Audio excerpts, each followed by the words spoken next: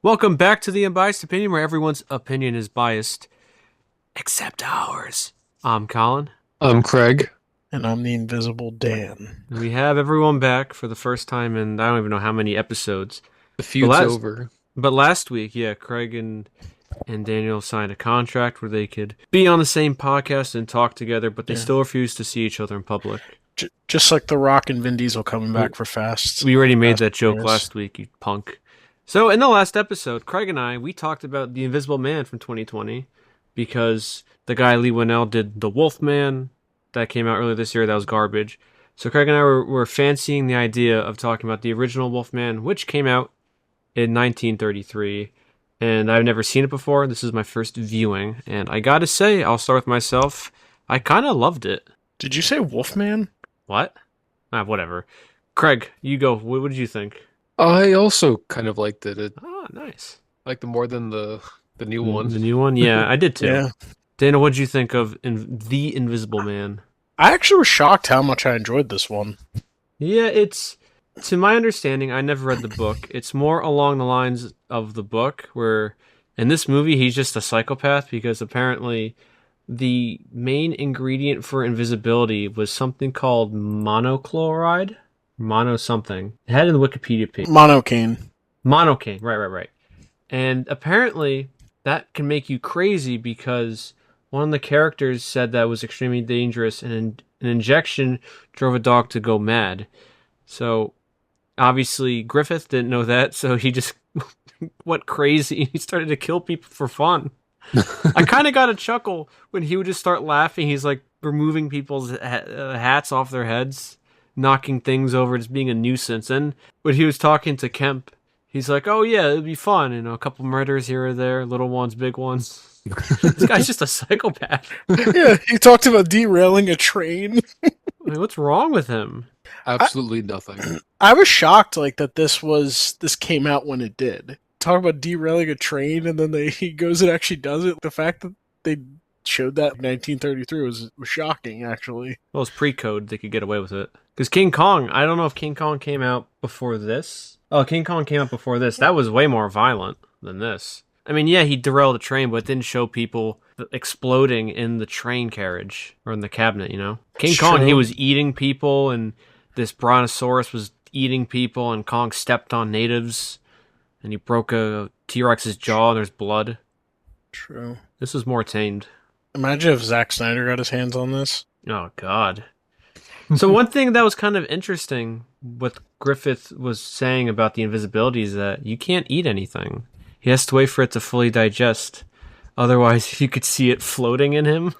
I thought that was kind of a nice quirk, or a nice spin on it, I guess. Obviously, they couldn't do that back then. They couldn't show him being invisible and then have... Maybe they had food floating. They could have done that. Yeah. Have it on wire. What are you going to say? No, that it really seemed to think it through. That he couldn't go out in certain weather if it was raining, if it was snowing. I think he mentioned the dirt of a city. If he was in too much of a dirty city, or the soot, it would be on it'd make an outline of him. Yeah, he could get on his fingernails, on his hands. Oh yeah, too. Yeah, I have to keep my fingernails clean. He gets stuff stuck there, otherwise you could see me. Seemed very, very well thought through. Well, he is a scientist. But Pretty no, like, smart just fella. obviously not him. It was the writer, because writers have to be smart to write smart people. Well, to be fair, I don't know if any of those rules were from the book. Oh yeah, it's true. I mean, I was assuming it was. So in the book, does anyone know if he had that iconic wrappings around his face and the trench coat and the hat? I don't know if that's exactly what he used. I didn't read the book, so. Neither did I. But after seeing this one, I might actually.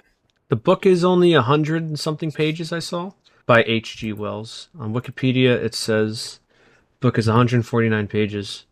You could read it online. It's because it's in the public domain. Do they have a lot of syllables? Because that might be a challenge for me. I think it's one word per page. Oh, thank God.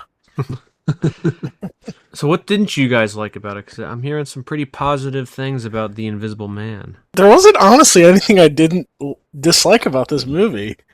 It was a pleasant surprise. Yeah, I agree. I mean, the only thing you could say, the special effects are outdated, but the movie's I thought the 90 years special old. effects were great. No, I mean, you Yeah. can see the imperfections, but I know for its time, obviously, it was very well done. So before we talk about the special effects, I think the movie was too short.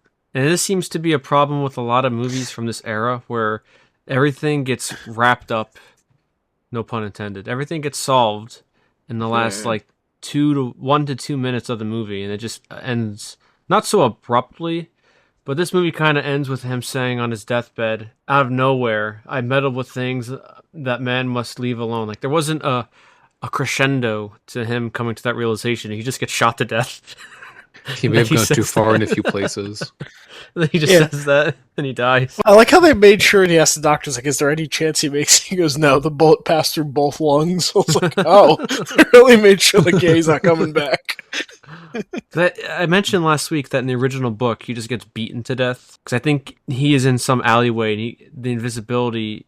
No, it doesn't wear off. It wears off when he dies, but yeah, they corner him, and he like is begging for his life, and they just beat him to death. Which, I mean, granted, if he did anything like he did in the book, he did in the movie. I think he did. I think he does go crazy in the book. Yeah, I mean, when he killed... It said he killed all 20 people in the search party for him, and then he killed 100 in the train derailment. And it was all in like a day, too. Yeah, I can see where they beat him to death. See, I liked when that search party was by the cliff, and he just like kicked them off.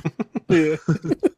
Yeah, he's like, hey, give him company, throws the second guy off. What was kind of funny is that he was making these little wisecracks, too, when he was messing with these poor people. And he was always calling people fools. Even when he was trying to get Dr. Kemp to help him, he's like, no, you fool, bring me these things. You fool, I can't be seen. You can't be talking right next to me.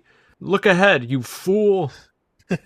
He goes on his like first rampage. He isn't killing anyone. He's just messing with them. He's like, being a nuisance. Yeah, he hijacks the one guy's bike, and you just see the bike going throughout. He throws it at people. He knocks that old man's hat off and throws it in the pond like a jerk. I love it too. I don't even know if that was the same actor doing that laugh, but the laugh was just so comically evil. Probably was. I don't imagine they would have somebody else do the laugh. Just for me, like, it's funny seeing all the same characters throughout the movies. These people definitely had contracts with Universal. Well, that's how they did it back then. They would have... Yeah. You would sign to a studio for a multi-year deal only for that studio. Yeah, because Claude Rains, he was the Invisible Man, but then he went on to be Sir John Talbot in The Wolfman. He also did the Phantom of the Opera remake Universal did in the 40s. They had Renfield was in there. He was like in the crowd, and then that lady. I don't know, Colin, did you see Bride of Frankenstein or no? I did not. Is that the Bride of Frankenstein? No. It wasn't her, but Craig, I don't know if you recognize her, but she was the lady at the beginning of Bride of Frankenstein when her and the husband standing over the burnt castle remains to make sure he was dead. Anyway, she was in that. You see like very similar people throughout it all, but anyway. Yeah, anyway. What else about this movie? Well, I guess let's talk about the special effects because I don't know. Do you guys look up anything on how they did it? Because I could tell you. Well, I assumed you were going to tell us anyway. Yeah, okay. Same. So essentially, they would shoot it once with the regular background, with the regular, like, let's say, plate. I was looking for that, the plate shot. And then they would essentially put over a giant black velvet cloth everywhere. And then the guy who would play the Invisible Man had black velvet gloves on. He covered his head in the black velvet, but not the clothes. And it created a giant mat. And then you would... Essentially, it's just manipulating and overexposing actual film onto your camera, because it was all done practically, as obviously you could tell. And you could see the matte lines too in some of the shots from their little process, especially when he was laughing, he put his arms up, you could see the rough matte edges. So I have a quote. I think you could see some of it too, because I remember, what was it, when he first went to Kemp's house and he took off his bandages and he was just in his pajamas. I think you could start to see a lot of the dark outlines. Yeah. The special effects supervisor said that it began with the normal filming of a scene, but with Claude Rains completely out of the shot. With the action carefully timed, the negative would be developed in the usual manner. The same set would then be draped entirely in black velvet with Rains in black tights, black gloves, and a black headpiece fashioned from the cast made earlier of his head. And then from the film, the unsupported clothes, two high contrast duplicates called mats were made. One had an effect of blocking out the background, while the other blacked out the partially closed Invisible Man. Then all four pieces of film, the background, the clothes, and the respective mats, were combined in making the single composite.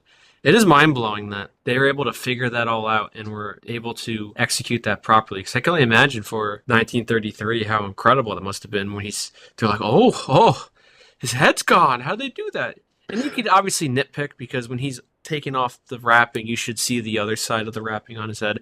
But that doesn't matter. It's still so impressive for its time. Yeah, and like I said, that's why I don't want to pick on it too much because again, this is done way before modern special effects and CGI or anything like that. So the fact that they were doing show it too, because some movies, I feel like they might cop out in that time period. Not that they would, but, like they'd be so easy to cop out, where you just, show them like you be take off the bandages and you quickly cut away and the bandages are off, so you don't see the actual process of it. Because apparently when they were filming it, they kept it very secret. And then I think James Whale was lying, and he said, yeah, it was done entirely with mirrors. I don't know how anyone could believe that. That'd be impossible. Yeah, how does that work? I just think the way these people back then were able to figure out certain stuff and do everything practically is just so incredible and mind-blowing. I don't think anyone would ever think to do that. To have multiple pieces of film you combine to one and you create a matte background with... Putting him in black velvet to essentially key out the rest of his body except the suit. Yeah, it's almost like pre-modern. I remember I used to take a effects Chroma class key. where chroma key the green out. Yeah, it's impressive. Very nice. Also, too, I think he always just looked cool with the bandages on. Yeah, just something about it, like he looks kind of intimidating, cool. he looks mysterious. Yeah. Craig, would you say he's your favorite Universal monster? Because I know Colin's would be Dracula, mine would be... I don't like the Wolfman. Dracula movie, though. That's the thing. Oh, I'm just talking about Dracula, Yeah. I mean, this probably was one of my favorite ones I've seen so far. Plus, I mean, he's probably one of the better antagonists, just going around killing people. I wouldn't say he's a protagonist. Well, it is about him, but he's also doing a lot of bad stuff. I just think there were some underdeveloped things because you find out that girl's his fiance and she's kind of barely in it. I think they could have just given him more.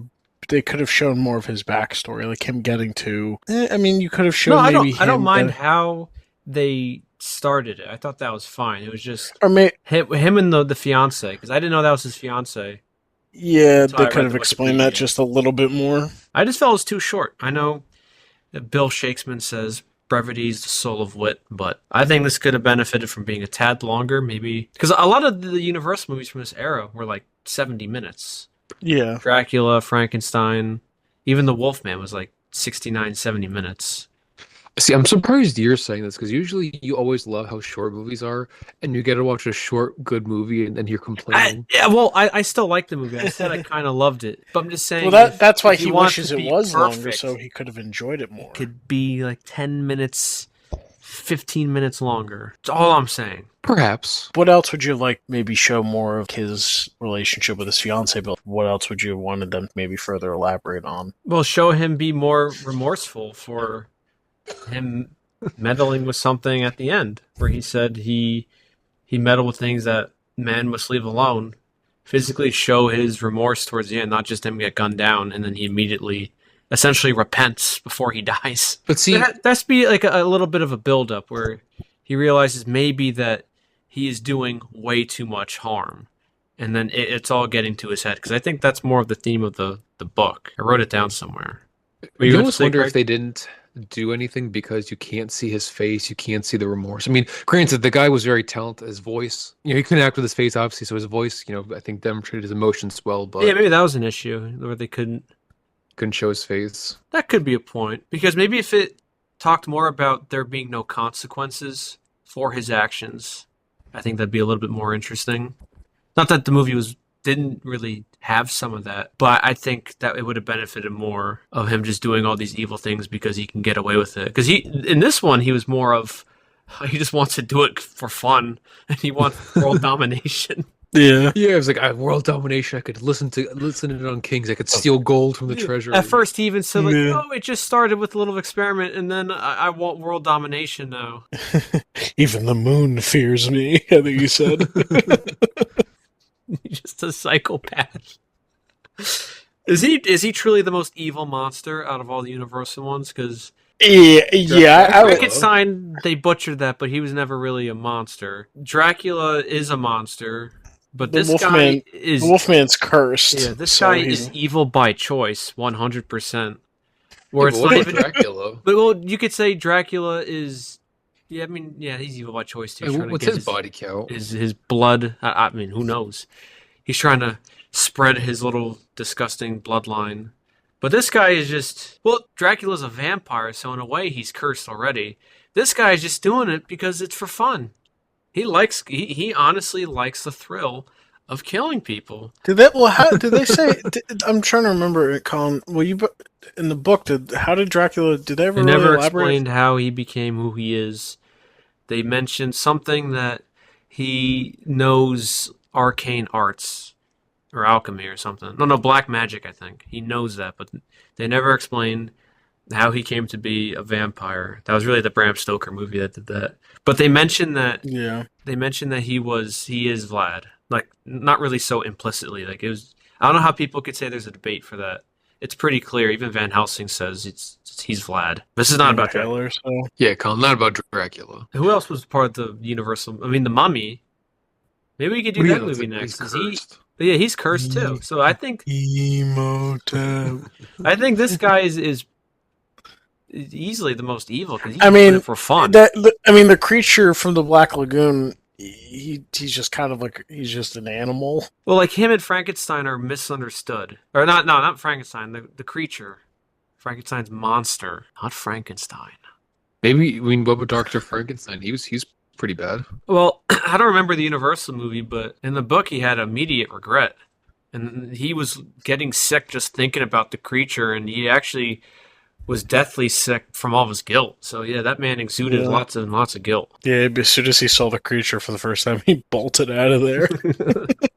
That's why it's kind of hard to like read the books and then watch these because I mean, let's say the Dracula and the Frankenstein, those are based off of plays, so I guess those get a pass. But I'm curious how this one holds up to the book, The Invisible Man, to the original one, because I'm assuming out of all the adaptations, this one's probably the closest to the book because the 2021 is obviously nothing like the book at all. It didn't even pretend to try. I don't know if there are other sequels to this. I think so. How do they explain how he comes back? He gets shot to death and we see him at the end. I mean, who knows? So, I mean, because I think in the book, I think he left the formula behind. Oh, did he? So maybe that's how they explain it. I think I saw something in the book where they said Griffin? Griffin. His process, he injected like something into his eyes thinking that, I don't know the science of your eyes. But essentially the book thought eyes worked one way, but in reality it's completely false. So you have like those Neil deGrasse Tysons of people saying like, oh, it wouldn't work anyway. No, it's fiction! Well, also, too, again, it's fiction and it's not supposed to be as realistic. It's usually telling you about something else, but these people don't really understand that sometimes. Yeah, I don't need someone, a scientist, to say like, oh, a movie or a book can't really happen. Oh, really? I didn't. Or there's people who do the law reviews. This actually wouldn't happen in court. Like, how really? No one would want to see a real courtroom unless it's court cam, and then that's when crazy things happen. You're really like on jury duty. It's so boring. The process of jury duty is so boring. You're just sitting there. All right, we're getting way off track. We went from the Invisible Man to jury duty. And anything else for the Invisible Man? What you guys liked and didn't like? I guess I agree with you too in that regard. I do feel like they could have made it a bit longer. Like 10 minutes, 10, 15 minutes. I'm not asking I was also just second half of the movie where you add another 70. Actually explain that he's engaged and everything. But also I wanted to just see him be just more of a prick and just and just laughing like a maniac. Yeah, that was probably some of the more enjoyable stuff that got a chuckle out of me. Because I think when I was editing our videos and I would mention Invisible Man, I had that gif of him dancing. Or like him moving his arms up. So I had no idea what the context was. And it was from the first scene he takes his bandages off in front of that old woman and he starts laughing like a lunatic. Or what was it like when the cops surrounded him at the house and he got out, he was like messing with them and he just took the one's pants and then he was just strolling down the street as that lady's like screaming and he's just skipping and singing to himself. Yeah. He's just a straight lunatic. But I think that's the kind of stuff that in modern movies they try to make you sympathize with some of the antagonists. But I like at least in some of these older movies, they always showed if someone's evil, they're just evil, and they're not trying to make them cool or romanticize them. They're just evil and crazy, and they like this being guy's evil and unhinged. crazy. Yeah, he likes derailing trains and pushing people off of cliffs and strangling policemen. What's the other one? He like hit his head in with the chair. It's just also him taunting them. He opened up the window and they all looked towards the window. He said, "Fools! You think I'd go through the window?" Or what was it like? Man's they, real like, life trolling. Or what was it like? They're chasing him around that little desk and he's just laughing as they're going in a circle. And I gotta say, also, I don't know if the copy I watched they digitally touched anything up. You could not see the wires that were holding up the stuff, really. No. So I guess that was really good lighting, or they had the world's thinnest fishing line. I can only imagine back then, this is what was going through my mind, for the snow, I can only imagine they used some kind of, like, cancerous material. Because you heard all about that stuff about the Wizard of Oz, how they used the worst kind of materials, and they used actual poisons. Didn't they use, like, asbestos and stuff? I heard, like, Yes! everyone was harmed in the making of that movie. Yes! I think it was the Tin Man had some kind of poison on his face the whole time, and the poor woman who played the witch with the green powder, they used some kind of like chemical, and then she got burned on that movie too from the pyrotechnics. God, that movie would be shut down instantly if they heard about any of those shenanigans. If it was today, it'd get shut down immediately. Well, those like everyone was harmed to the making of the movie. If you ever look at, like you said, the behind the scenes stuff, I think almost every person came away with something bad except for the guy who played the lion. Good for him. He's the only one who survived that horrible movie. God, that must have been a nightmare. Wait, that reminds me, Colin. Did you notice, or Craig too? Did you notice when that cat jumped up? Did they throw something on the cat? Were they shooting water at it? Yeah. Did they cover it in something? It looked like they covered it in like tar.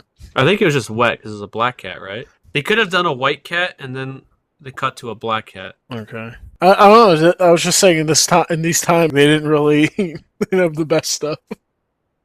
Well, they didn't have any of those animal rights because things. When the cat knocked over that dirt on the guy, I was like, they just dumped like asbestos on him. They could have easily used dirt, but they just dumped something else on him.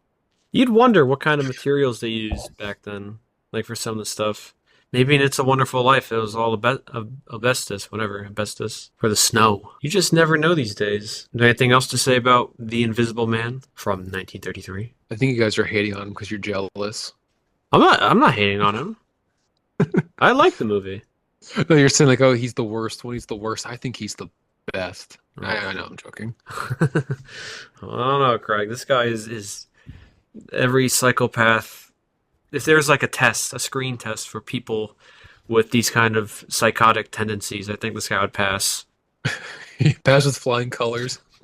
Do you laugh when you mercilessly kill people? Check. Do you have no remorse, no empathy? Do you plot for killing lots of people? Check. Do you laugh like a maniac when you commit horrible crimes? Check. Any other final thoughts for The Invisible Man? Craig? He was gunned down too soon. Oh, jeez. God. Daniel? I feel like if this was just an hour compilation of him just doing shenanigans, Craig would absolutely love it. Well, of course, I'm just messing. Like, it wouldn't have to be anything crazy killing people. He could just do the subtle things. Like, he could like move someone's stuff, just to like gaslight them. It was like in that episode of SpongeBob when they become invisible. Yeah, just start messing with people. Yeah, I liked it. Yeah. I was surprised how much I really enjoyed it. It was a nice surprise. Yeah, I liked it too. Probably one of the better Universal monster movies. I would say. I was thinking that too. I was like, because I don't see this one. I didn't really watch growing up. But thinking back, I was like, wow, this one I enjoyed. I did surprised how much I really enjoyed it. Could be up there.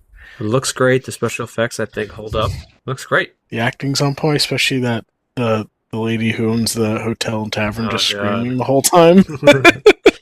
Well, acting back then is always hard to judge. Because I enjoyed it because I it's the charm of those movies. Because they're still treating it like it's a play, and they act so theatrical. I don't know what our episode's going to be next week. So, with all of that being said, this has been the Unbiased Opinion, where everyone's opinion is biased, except ours. I'm Colin. I'm Craig. Mm-hmm. And Craig's the invisible man. No gaslighting here. And we will see you next week. Craig always trying to gaslight.